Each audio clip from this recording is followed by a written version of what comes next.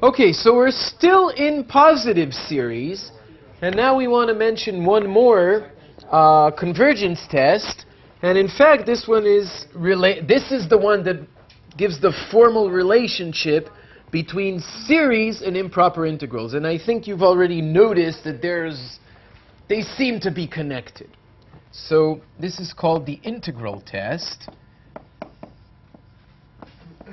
The name may be a bit misleading because calling it the integral test, it's a theorem. Calling it the integral test is somehow saying that it is a convergence test for series by means of integrals, but in fact it goes the other way too. So it's a both-way theorem. And here's the statement. Let f of x be a positive decreasing, monotone decreasing function defined on the interval 1 to infinity. The fact that it's 1 is not important. You can use any a that you want, but it's easier to state with 1. Define a sequence an by just taking the values of the function on the natural numbers. So a1 is going to be the value of f at 1. a2 is going to be the value of f at 2. a3 is going to be the value of f at 3. F at the point n. Clear? Just values on the integers. Good? Maybe I'll emphasize n in n. N is natural. Then, here's the statement. The integral from 1 to infinity of f of x dx converges if and only if the sum n equals 1 to infinity of an converges, where an is this. By decreasing, you mean monotone? Of course. So, What between where n is this? hmm? You said where n is this. an is this sequence, which I defined. Not any an, it's the values of the function on... So the picture you should have in mind here is a positive decreasing, monotone decreasing. Decreasing is always monotone decreasing. It's just being lazy to say all the words. So the picture you should have in mind is the following. Here's our function. Graphs are in blue. From 1 to infinity. So this is f. And it's positive, so I have to draw it above the axis. It's monotone decreasing, so no weird things like tent functions and whatnot. It really is what you're thinking. And the integral converges if and only if you look just on the values on the natural numbers. That's a sequence. Sum it up, you get a converging series. Okay, so that's kind of the relationship between... I want to skip the proof. The proof of this is very elegant, very elegant. It goes via the Riemann sums. Okay, it actually says that if you take... okay, so suppose this is 1. Okay, we started from 1 and we went to infinity.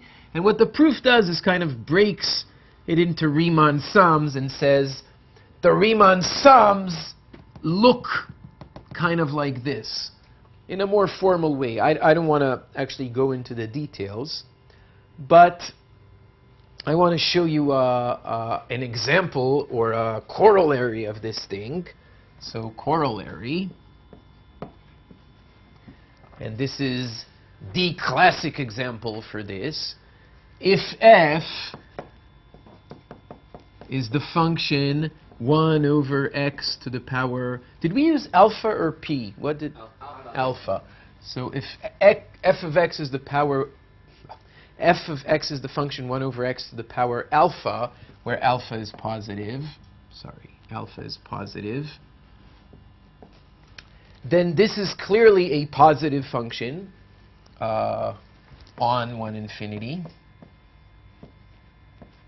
This is clearly a positive monotone decreasing function. It looks just like the blue graph that we just drew for any alpha.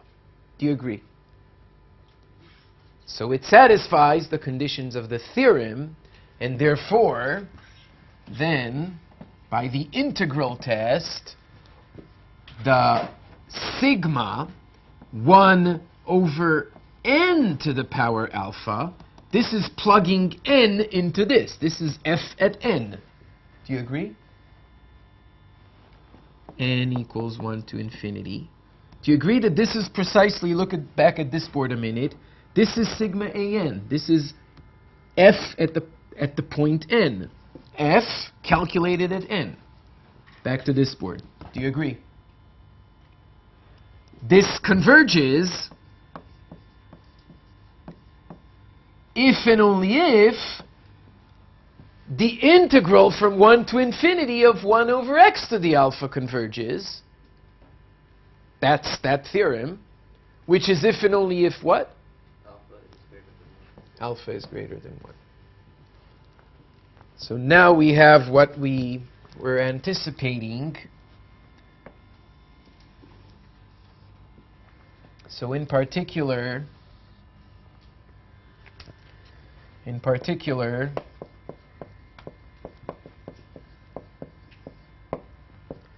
sigma of 1 over k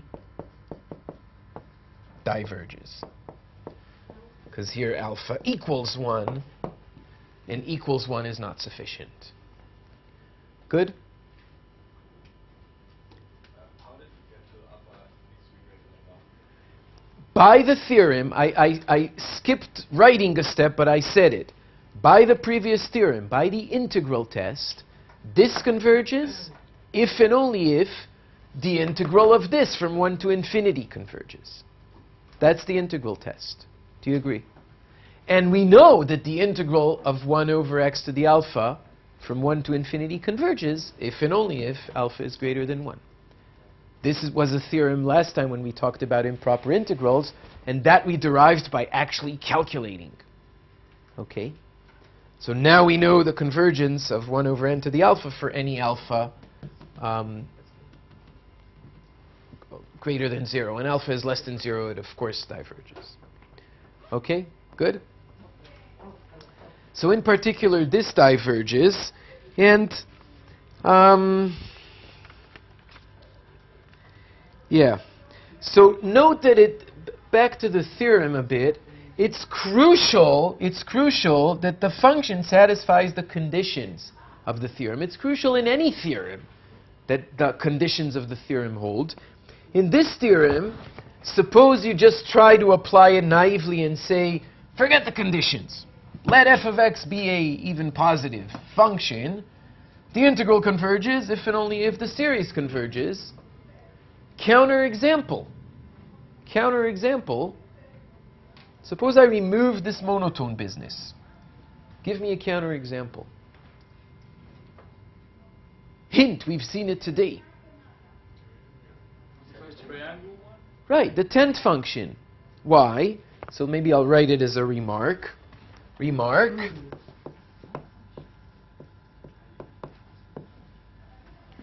If we remove the monotonicity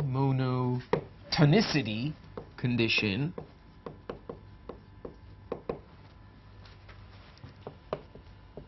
the theorem is no longer valid.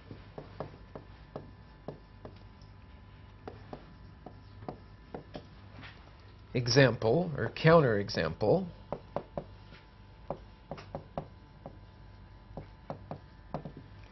Our tent function, which I'm going to draw a bit more sloppily now, just to remind you what it was.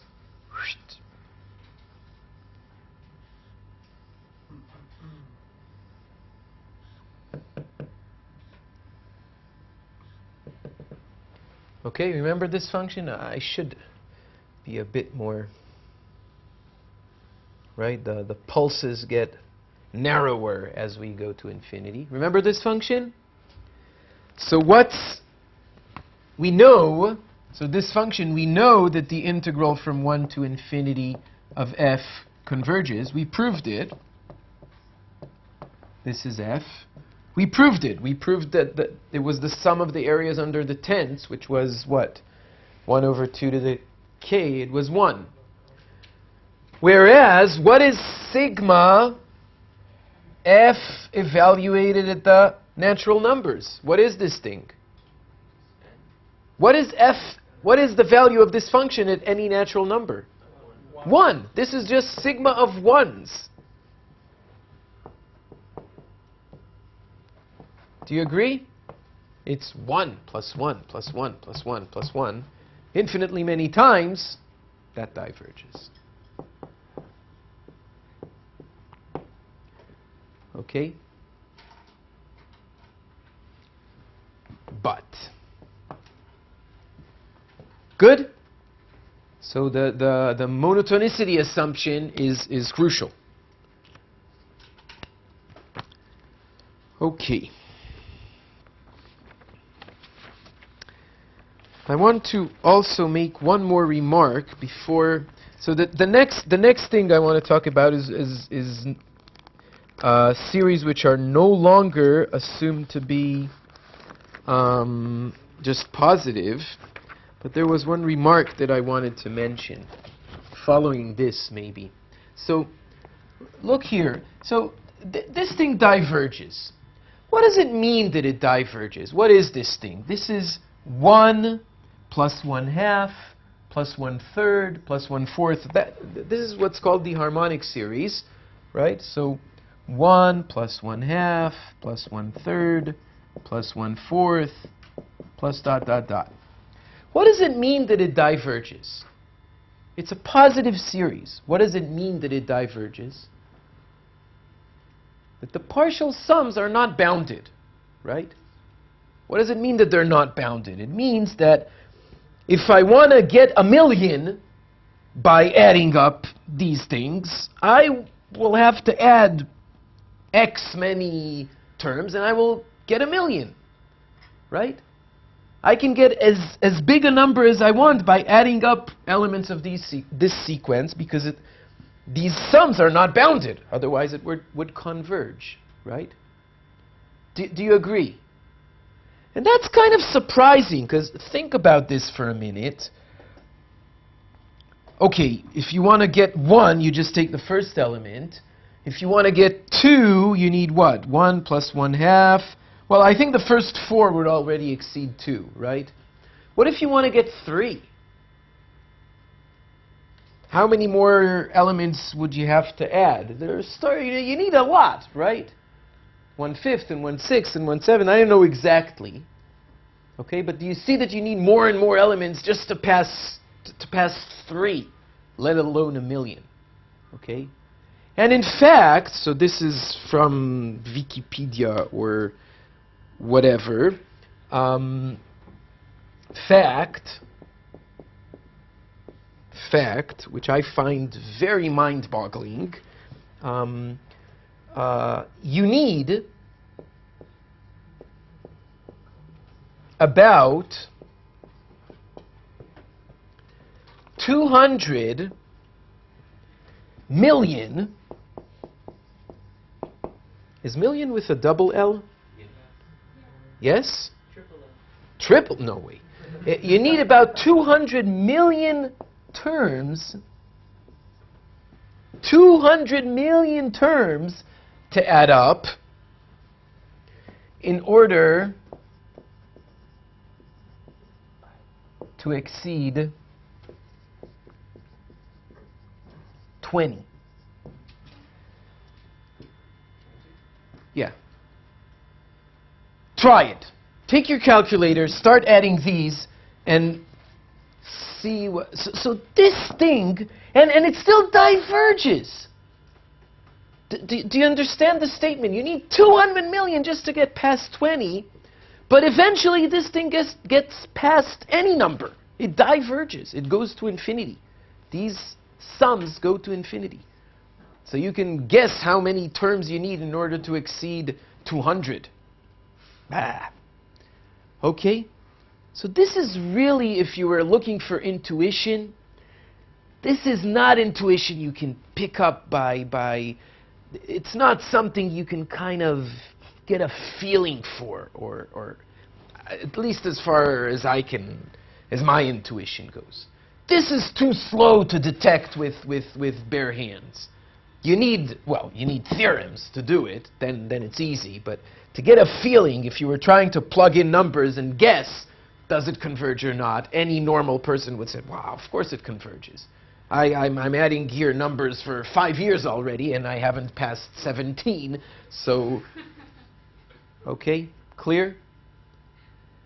And on the other hand, if instead you took 1 over k to the power 1.000000001, it would converge.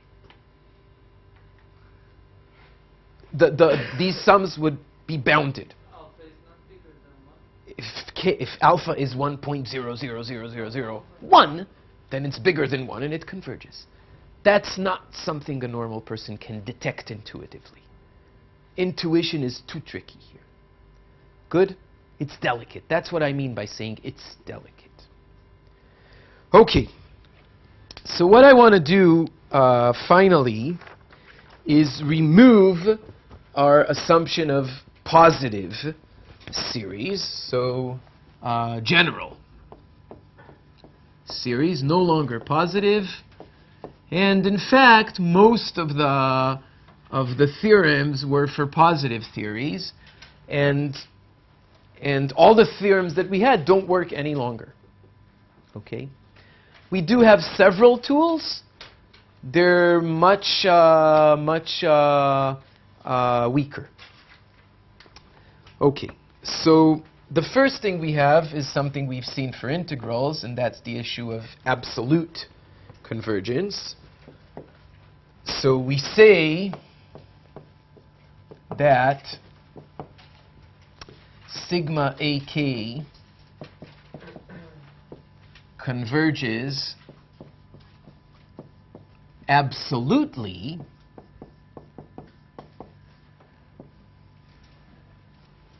if what? Absolute value. Exactly. If sigma ak in absolute value converges.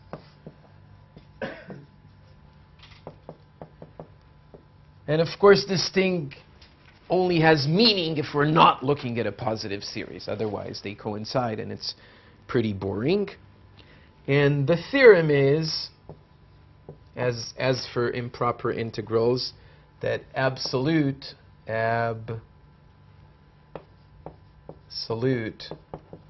convergence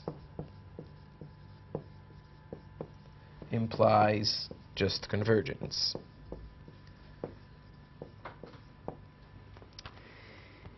And the opposite is not true. Remark. The converse is false.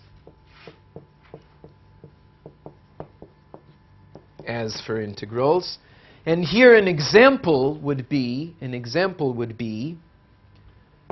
counterexample,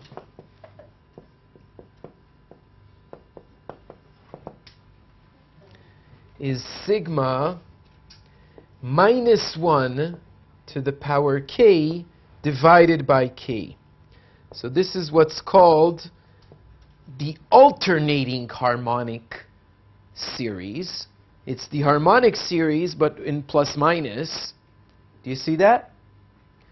And this thing converges. That will follow from the next theorem we're going to write. Okay. next theorem, will say that this thing converges, but in absolute value, it's just sigma of 1 over k, which we just discussed. It diverges. But sigma 1 over k diverges. Good? Hello? Everybody good? And the terminology for this, just like for improper integrals, is that this converges conditionally. It converges, but in absolute value, it no longer converges. Yes, question? Can you just please repeat what the absolute convergence, the theorem?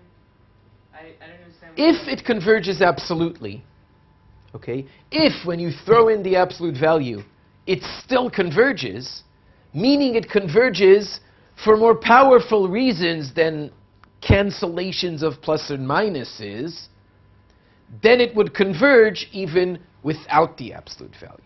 That's this statement. But it could converge because of cancellations without converging in absolute value, and this is an example. Okay? Exactly the same. I could replace everything here with integrals and it would be the same thing. Okay? It's exactly the same terminology and the same theorem. Okay. And here's the next theorem that we promised. This theorem is called Leibniz theorem, Leibniz test. Note that Leibniz had a kind of a big contribution to this subject. And you have to be careful when you say, this is by Leibniz, because by Leibniz could mean a lot of things. So this is a theorem called Leibniz test. And it says the following. Let AK be a positive series, positive sequence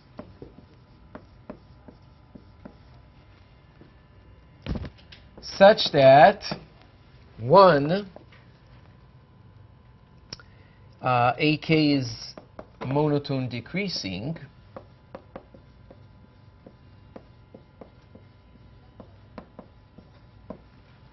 and 2, the limit of AK is 0. So a monotone decreasing positive sequence that approaches 0. Then, all of these were the conditions. Then, the series, not of the AKs themselves, but of the AKs in alternating signs, namely, sum k equals 1 to infinity, minus 1 to the power k, or to the power k plus 1, depends on if you want to start with a plus 1 or a negative 1, doesn't matter, AK converges.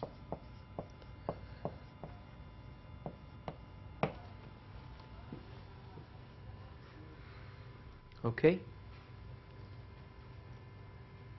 And once again, because of our very, very strict time restrictions, I'm not going to prove it.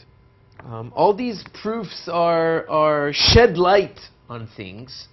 And the best way to do this course, if we had double the amount of time, would be to prove everything. But we don't have that time.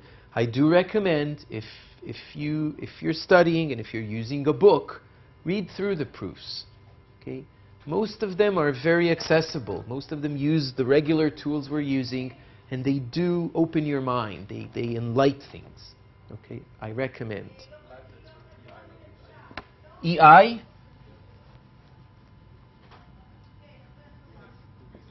Like this? Ah. No, that was a joke. I was trying to be funny. Sorry. Okay, Leibniz. Okay, so of course the obvious example, examples, Leibniz examples. So the obvious example is the one that we just mentioned.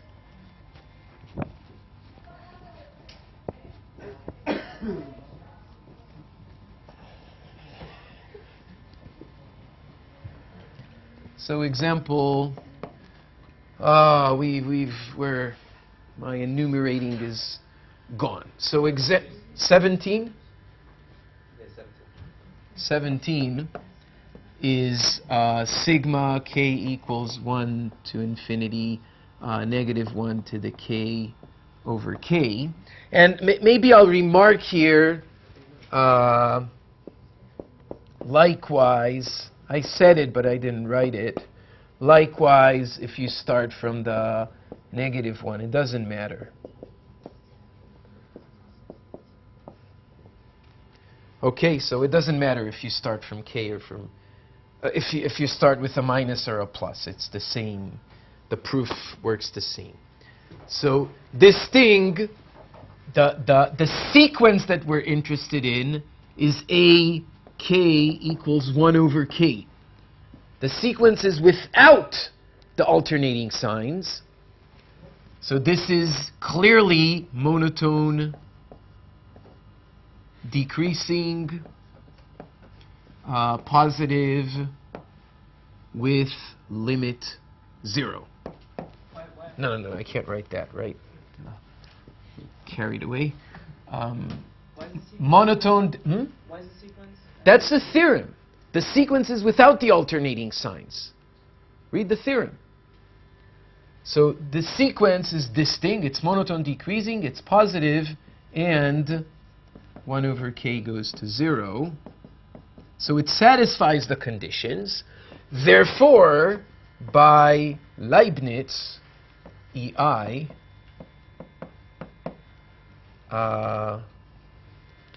this thing converges. Good?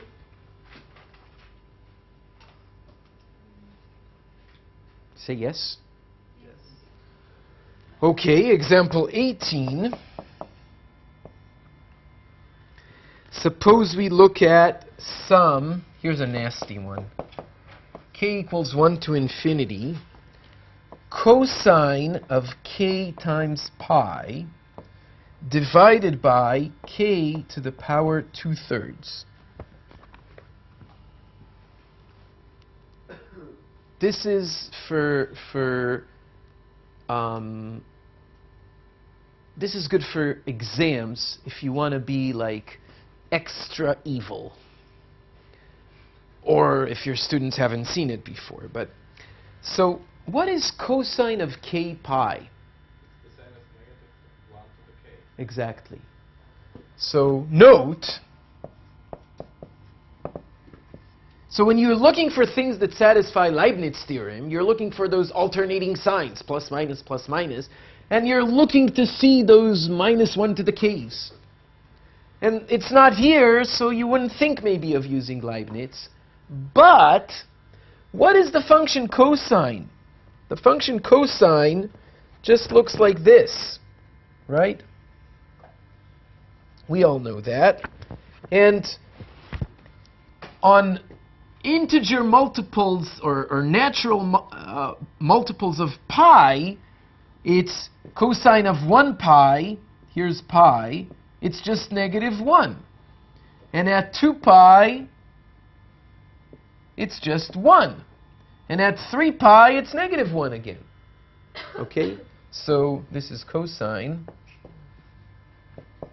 So cosine of k pi is just another name for negative 1 to the k. You want to start with minus. Does everybody agree? So this thing is the same as negative 1 to the k over k to the power 2/3. 1 over k to the power 2/3 satisfies the conditions. So this is again a series, and sometimes they're even called a Leibniz series. A Leibniz series is any series that satisfies the conditions of the Leibniz test. So this is a Leibniz series and hence converges.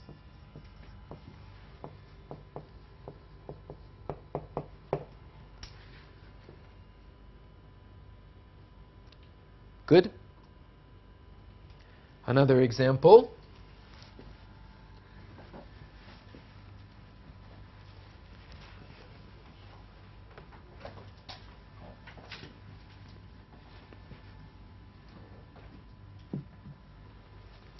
Another example. Suppose we look at sigma -1 to the power n tangents of 1 over n. So when you see this -1 to the power n, it's kind of a clue that this might be a Leibniz series. Is it? So in order for it to be a Leibniz series, here you have to argue that an, which is tan of 1 over n, you have to argue that this sequence satisfies the conditions of the theorem. Okay? Does it? First of all, is tangents a positive function? No. Not always. But when you look only at the values 1 over n, it is. Yeah. Right? Remember, tangents looks like this, or at least the central branch of it looks like this. Right? There are some more branches. So this is tan x. And 1 over n, so tangents of 1 is here, tangents of 1/2 is here, and so forth. So it is. So this thing is positive for any n. Do you see that? Is it decreasing when n gets bigger? It is, because when n gets bigger, 1 over n gets smaller. This is the direction of 1 over n.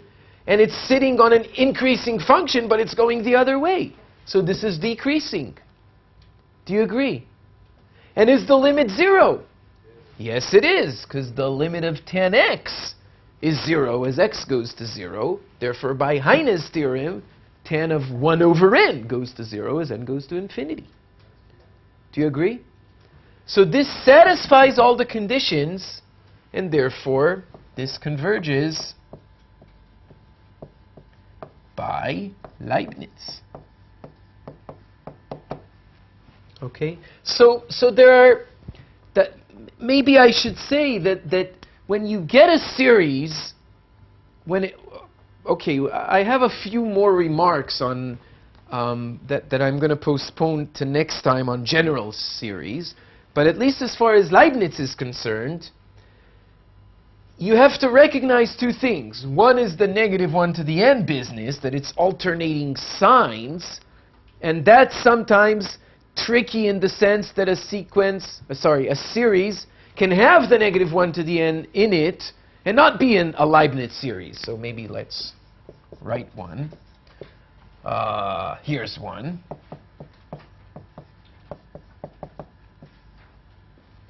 This is an alternating sign series, but it's clearly not a Leibniz series, right? Okay, and we know this diverges. I think this was example 3 also. So not every time you see alternating signs, it's Leibniz automatically. And when you see alternating signs, in order for it to be Leibniz, there are conditions to be satisfied, and sometimes they take actual work and proof to justify them. Saying that it's monotone decreasing, saying that the limit is 0, saying that it's positive is sometimes not trivial. Here it was trivial enough that I can just draw a picture and argue it and say it in words. Sometimes you actually need to calculate, like you need to take the function and take the derivative in order to show that it's monotone and plug in n's, use Heine, do all kinds of business. Okay, so sometimes it's not easy to show that a series is actually a Leibniz series. Okay? So, one final remark concerning Leibniz. So, remark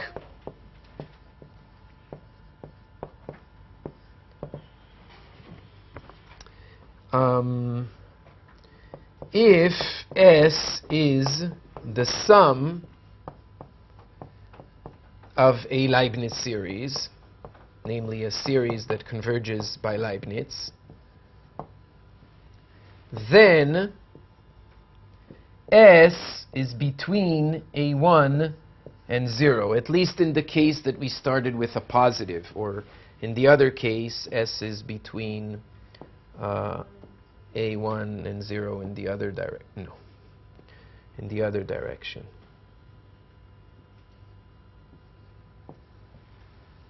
Okay, and let me just convince you that this is true, and it's sometimes a useful fact.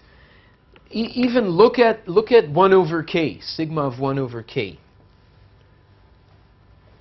Let's try to draw it in terms of areas, just like we did for the half plus 1/4 plus 1/8. Remember that? What is sigma of 1 over k?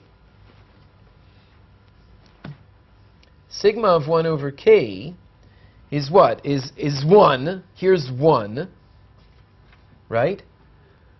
Minus 1/2. Look here and don't try to draw it, okay? Because I'm gonna draw and erase, and just look and see if you believe me. So A1 is 1 in this case. What is the next term? Is minus 1/2. So I have to erase half of the square, and I get this. Okay, let's put a dotted line to where the other half was. Do you agree? So it's 1 minus 1/2. Now I add, but I only add a third. So I add something less than what I threw out originally. So now I'm here. Can you see this? And now I subtract a fourth. So I erase part of this and I get something like this. Do you agree? And then I add a fifth and subtract a sixth. Add a seventh and subtract an eighth. So do you see that I'm converging to something which is really between 1 and 0? Does everybody see the idea, the intuitive idea for why this is true? Okay, 1 minus a half plus a third, minus a fourth plus a fifth, minus a sixth plus a seventh. So the limit, so yeah, it's kind of like this, right? So the limit is between 1 and 0 in this case, between 1 and 1/2 in this case, even. Do you agree? Everybody? Okay, so that was the last thing I wanted to say about Leibniz. There's still a few ends to tie up about general series. We'll do that next time. And after that, we're going to start our last topic for this semester, which is power series. And power series involve everything we did throughout the semester. So we're going to really throw in integrals and derivatives and limits and sequences and series and everything, and even Taylor stuff, everything. So that's going to be next time.